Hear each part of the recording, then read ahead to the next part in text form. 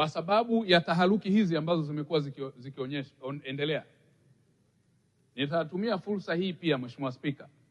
kwa sababu tumekuwa tukisikia majibizano ya hapa na pale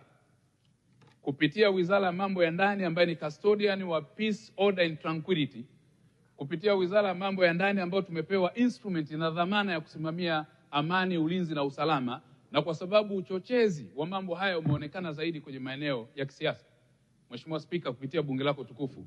na mwelekeza IGP Wambura asitoe vibali kwa kazi zozote zitakazokuwa zinahusiana na kufanya mikutano ya hadhara katika kipindi hiki kwa chama chochote,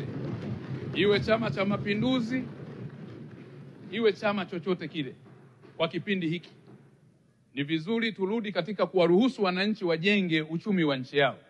Ni katika kipindi ambacho tunahitaji kufanya kazi kwa ajili ya kuhakikisha kila Mtanzania, wafanyabiashara, wawekezaji wanafanya kazi yao kwa amani na utulivu. Nafanya hivi Mheshimiwa Spika kwa sababu katika mazingira haya tutakapokuwa tunawatafuta wahalifu,